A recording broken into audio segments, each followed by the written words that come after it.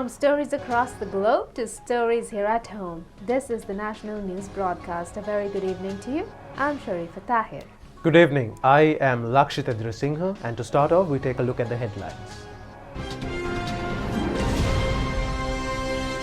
Vaccination of children between the ages of 12 and 19 years with special needs, inherent diseases and complications in the Western Province begins. A surge in the spread of COVID-19 in Australia. The Foreign Minister says Sri Lanka has received the support of many countries at the UN Human Rights Council. The SLPP says that the Kerawalapitiya deal was not a sale but an investment. Child Delmi Ransara who challenged the destiny. Severe fuel shortage in several major cities in Britain. Moving on to those and other stories in detail, starting off with the top story for tonight. The Epidemiology Unit says that inoculation of children between the ages of 12 and 19 years covering the entire Western Province having special needs, inherent diseases and complications has commenced today. This program is already being conducted in the districts of Colombo, Kurunegala and Anuradhapura. The children are being inoculated with the Pfizer vaccine. The vaccine is being provided in many locations, including the Lady Ridgeway Children's Hospital, Colombo, and also at the Sri Jayawardhanapur Hospital. The vaccine could be received from the Jayawardhanapur Hospital after being registered via the e-channeling website. A program to inoculate persons between the ages of 12 and 19 years was also conducted at the Kalubowila Teaching Hospital today. A similar program for the children in the same age group was held at the Minuwanguda District Hospital today. This is a scene from the vaccination program carried out at the Pimura Base Hospital in Agalawatta, Kalutara. Another program to inoculate children between the ages of 12 and 19 years was conducted at the Horana Base Hospital today. Inoculation of children in the same age group has also commenced at the Panadura Base Hospital today. A vaccination program on children with special needs, inherent diseases and complications in the Kurunegala district was also conducted successfully today. An aircraft carrying 31,590 doses of the US-manufactured Pfizer vaccine has touched down at the Bandaranaike International Institute, Katunayake at dawn today. 26,02,445 vaccine doses have been given to the people under the COVID vaccination program. 14,391,759 have been given the first dose of the vaccine. 11,600,686 have been given the both doses of a vaccine. The program to inoculate persons between the ages of 20 and 29 years is being carried out continuously. Activities at the vaccination center set up at the Diyata Uyana premises in Batramulla are also being carried out efficiently. Inoculation of persons above the age of 20 years in the Batiklo district is being conducted centering on 14 Medical Officer of Health divisions. Ambassador of Egypt in Sri Lanka, Hussein Al-Sarti, says that in comparison to many developed countries in the world, Sri Lanka's vaccination program is being carried out in a most successful and speedy manner. The envoy has made these observations in a meeting with Minister Dr. Kehelia Rambukwella at the Ministry of Health today. 715 COVID-19 patients were detected from the country today. 46,249 persons are currently receiving treatment. Meanwhile, 812 patients left the hospitals today following recovery. The total number of fully recovered patients is 455,344. The Director General of Health Services has reported today 51 COVID-19 related deaths which occurred yesterday. 41 out of them were those above the age of 60 years. The number of victims between the ages of 30 and 59 years is 10. Colombo District Secretary Pradeep Yasaratna says more than 7.94 billion rupees have been spent on the welfare of people affected by the COVID pandemic in 13 divisional secretariat divisions in the Colombo district. The district secretary adds the funds have been spent on the provision of the 5,000 and 2,000 rupee allowances as well as on provision of essential food items to quarantined families. He also says that the amount also includes money spent on the provision of a bag of essential consumer items for families residing in isolated areas. The Sri Lanka Ayurvedic Drugs Corporation has commenced a program to directly hand over medicines to homes via the OneMart digital app today. State Minister Sisira Jayakodi has presided over the event. The Asiata PLC Institute has made arrangements to provide communication facilities under the Suadhiri program free of charge to the health staff who are engaged in the treatment of COVID-19 disease. A blood donation for the Nagoda General Hospital, Kalutara, was conducted at the Sri Munindarama Vihare in Bombula yesterday, under the patronage of Venerable Kantale Sarananda Thero of the Vihara. Moving on to more local stories, family health specialist Dr. Malkanti Galhena says that a website for the home-based integrated patient management system for COVID patients will be introduced in the coming days for the patients to access medical services without any delays. She said that this effort will further reduce the gaps in the system in providing complete care for the infected patients in the future. During this home-based care management, we have identified different difficulties which patients are facing. The Health Ministry, under the guidance of Director General of Health Service, really want to identify these gaps in the system in order to provide a better care for our patients in future if another waves comes or the patient turnover is become more. One gap we have identified is patients are getting late when they inform to the medical officer of health, either through PHIO or the telephone calls, because they all are busy with their the lot of COVID management schedules. So identifying this problem and as well as to give some relief to the medical officers of health to manage this patient successfully, Health Ministry is going to launch a website very soon, within a few days time, and this website will be open to the public once they get sick and your disease is confirmed as COVID symptom. You can register into this system, and after that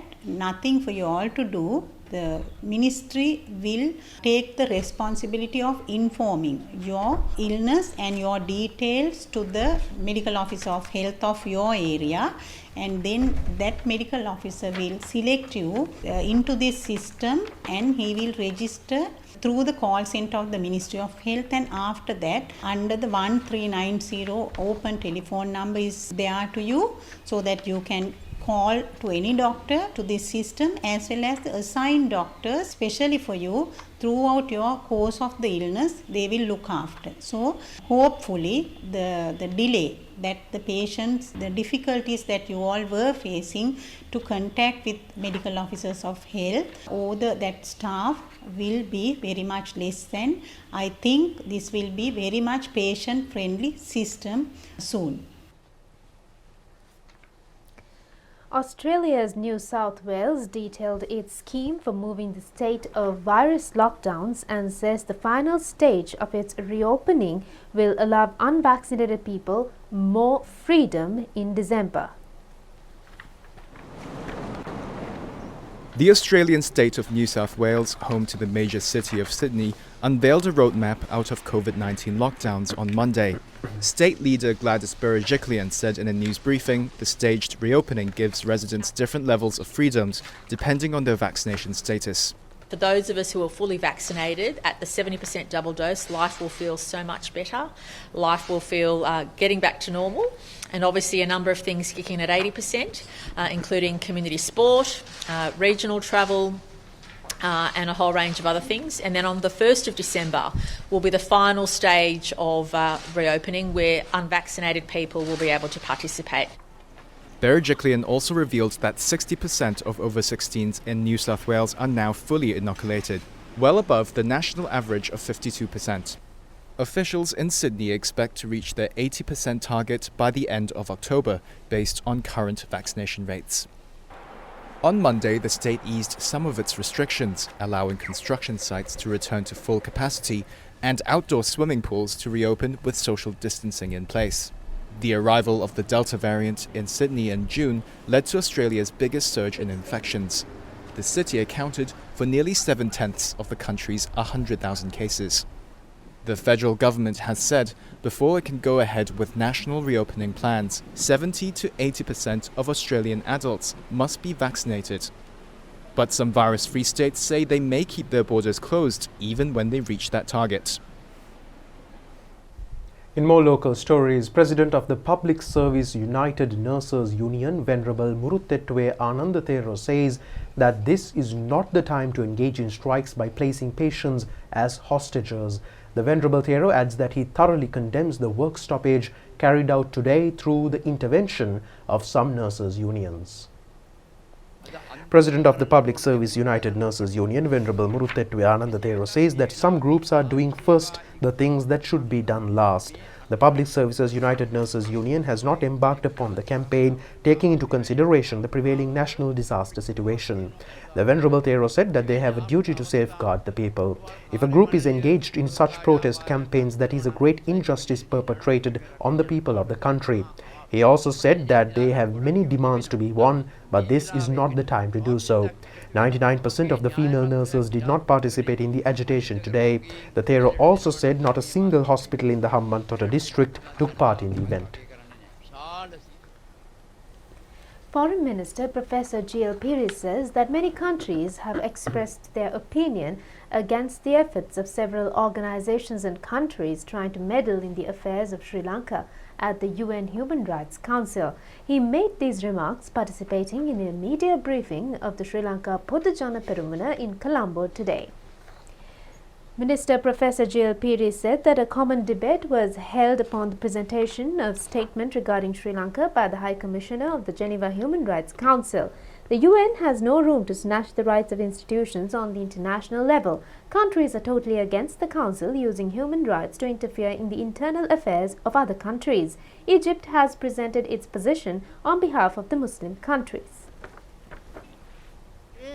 ආයතනයේ අඩිතාලම වන යම් මූල ධර්ම වලින් එකක් තමයි දේශීය යන්ත්‍රණවලට ක්‍රියා කිරීමට අවශ්‍ය සියලුම අවකාශ සම්පූර්ණ වශයෙන් ලබා දෙන්න ඕනේ කියලා. ඒවට හරස් වෙලා බාධක ඇති කළා ඒ දේශීය යන්ත්‍රණවල කාර්යභාරය ජාත්‍යන්තර මට්ටමේ ආයතන උදුරා ගැනීමට එක්සත් ජාතීන්ගේ සංවිධානය තුල කිසිම ඉඩකඩක් නැහැ කියන මතය මේ රටවල් ප්‍රකාශ කළා. ඒ වගේම ඒ රටවල් ඉදිරිපත් කරපු ප්‍රධාන අදහසක් තමයි මානව හිමිකම් පාවිච්චි කරන්න බෑ කියලා. ඒගොල්ලෝ ඒ ප්‍රතිපත්තිය කිසිසේත් අනුමත කරන්නේ නැහැ කියලා රටවල් වල අභ්‍යන්තර කටයුතු වලට අතපෙවීමට උපක්‍රමයක් හැටියට මානව හිමිකම් පාවිච්චි කිරීමේ ක්‍රියාදාමයට ඒ රටවල් සම්පූර්ණයෙන් විරුද්ධයි කියන මතය බොහොම පැහැදිලිව ප්‍රකාශ කළා. දැන් මේ මතය ප්‍රකාශ කළේ රටවල් පමණක් නෙමෙයි රටවල් නියෝජනය කරන සංවිධාන සාමූහිකව ඒ විදිය ස්ථාවරයක් ඉදිරිපත් කළා. උදාහරණ වශයෙන් නොබැඳුණු රටවල් ඒ වෙනුවෙන් අසර්බයිජාන් මේ මතය ඉදිරිපත් කළා. මුස්ලිම් රටවල් වෙනුවෙන් ඊජිප්තුව ඒ මතය ඉදිරිපත් කළා. ඉතින් ඒක ශ්‍රී ලංකාවට ලොකු හයියක් ශක්තියක් වුණා. General Secretary of the SLPP, parliamentarian and attorney at law Sagara Karyavasam, who participated in the media briefing, said that certain groups are attempting to portray the investments being carried out at the Keravalapitia plant as a sale. He has also clarified on the manner of signing the relevant investment agreement.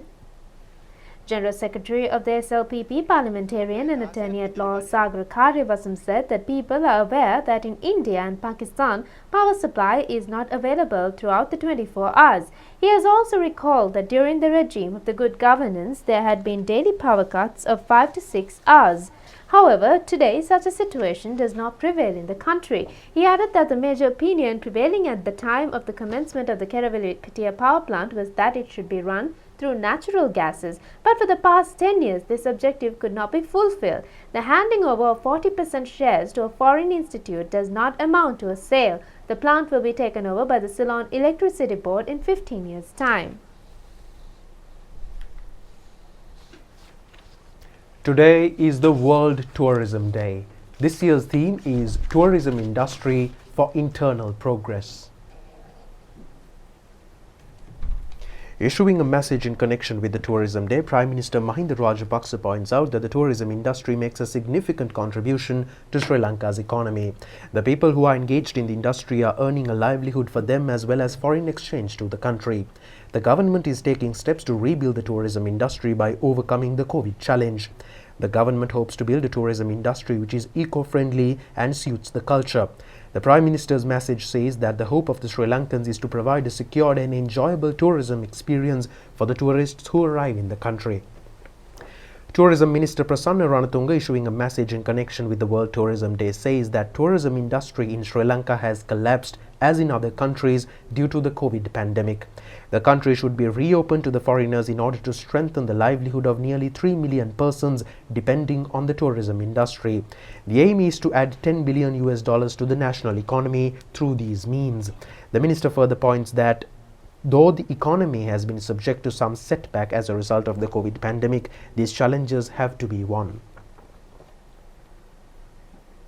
The arrival of tourists has been reported in small numbers to the Unawatuna tourist zone, regarded as a location of tourist attraction. Businessmen in the area anticipate of an influx of tourists by December this year.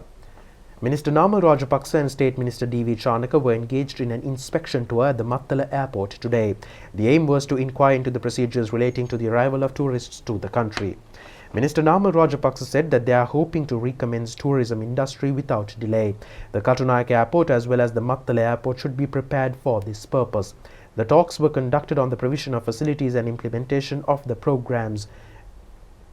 A World Tourism Day celebration has taken place in Haputale today. On this occasion, the Uva Provincial Council has entered into an agreement with the Sri Lanka Telecom Institute to implement several projects for the enhancement of the tourism industry in the Uva Province. Uva Province Governor A.J. Musammil, Parliamentarian Sudarshana Denipitiya, Chief Executive Officer of the Sri Lanka Telecom Institute Kinni Pereira were also present on this occasion. A daughter who is suffering from many disorders since birth has been successful in securing A passes in all subjects at this year's GCE Ordinary Level examination. This is the story of the heroic student who has displayed her excellent skills amidst numerous challenges. She is Devmi Ransara Kulatunga Rajapaksha of Pamaranda Saddharma Raja Mahavidyalaya in Ratmale, Dikwala.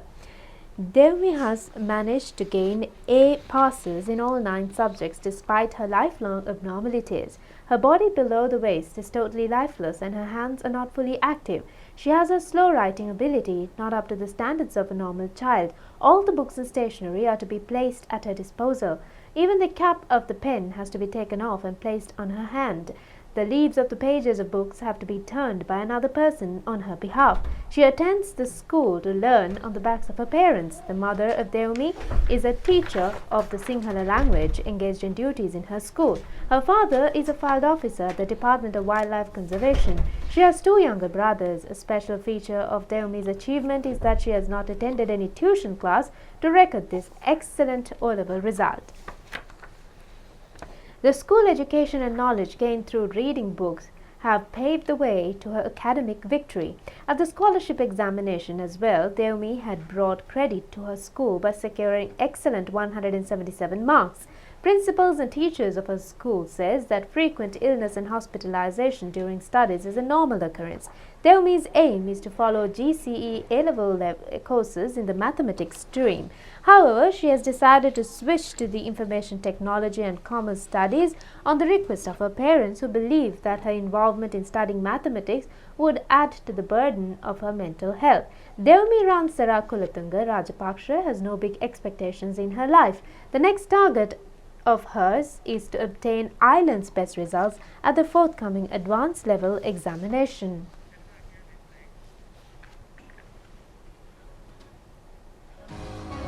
We'll be back with more local stories after a break. Stay with us. Precious mom, your love is a bandage, keep us safe through day and night. Right steps at the right time, the pathway to the safe life. Unite together to keep us safe, a healthy nation for you and me. Our lives, our responsibility. Let us help to eliminate dengue. බුද්ධිමත් ඇගේ තීරණය Prima ස්ටෙලා අපි හැමෝම කැමති. Our lives, our responsibility. Let us help to eliminate dengue. Dengue. Welcome back. State Minister D.B. Herath says that a statement made by a person named Namal Karunaratne, posing as a public representative in the Kurunegala area regarding his official residence and purchasing of household items, was totally false. State Minister D.B. Herath said that the CECB Institute has been entrusted with the task of repairing the dilapidated building. He added that a tender procedure was not required for this purpose. This was a deal handed over to a state institution from another state institute. Namal Karunaratne had mentioned about luxury beds and chairs. The state minister further said that they are performing their duties using these items. Karunaratne had also stated that the value of one of the beds was 2.14 million rupees. He said that this was completely false, saying that the value of a bed is only 33,000 rupees. The total cost of the 5 beds is 236,520 rupees. The items have been purchased from the State Timber Corporation. The State Minister also said not a single member of his family is staying in this house. Minister Namal Rajapaksa says that the budget for the year 2022 will focus more attention to produce more entrepreneurs in the country. Prominence will also be given to the rural development. The minister has made these remarks while attending several discussions in the Mathura district yesterday. The objective of the series of discussions was to obtain proposals on rural development for the preparation of the budget of 2022. Minister Rajapaksa says the government is taking measures to continuously carry forward development activities despite the COVID pandemic. He added that plans are underway to inaugurate several rural development and large-scale projects in the coming year. He further said that steps have also been taken to provide 4 million rupees each to public representatives of local government institutions to engage in development projects in their respective divisions. The minister also said that 100 million rupees each will also be provided for every regional coordinating committee chairman and 20 million rupees to each deputy chairman of the committees for the implementation of development projects. Speaker Mahinda Abeyewardena, Minister Dallas Alaha Peruma, state ministers and many other public representatives have attended the discussion. The Department of Meteorology forecast intermittent rainfall accompanied with thunder tonight in the western Sabaragamuwa central and northwestern provinces, as well as in the Galle and Mathura districts. It also predicts an increase in wind speed up to 50 km per hour in the western slopes of the Central Highlands and also in the northern, north central, northwestern, southern and western provinces. The Met Department requests the general public to take precautions to minimize the damages and accidents caused as a result of intermittent strong winds. The Department of Meteorology further forecast thunder showers accompanied with lightning in the vicinity of the Anuradhapura town after 2 p.m. tomorrow. Fishermen have refrained from engaging in fishing in Galle, Rathgamavellala and Kadevella areas due to rough and windy seas. A turpentine tree has fallen on a house in Kandagolla Badulla last night. A mother and son who were staying at the home were injured in the incident. And with that we wrap up tonight's bulletin. See you tomorrow at the same time. Good night. Stay safe.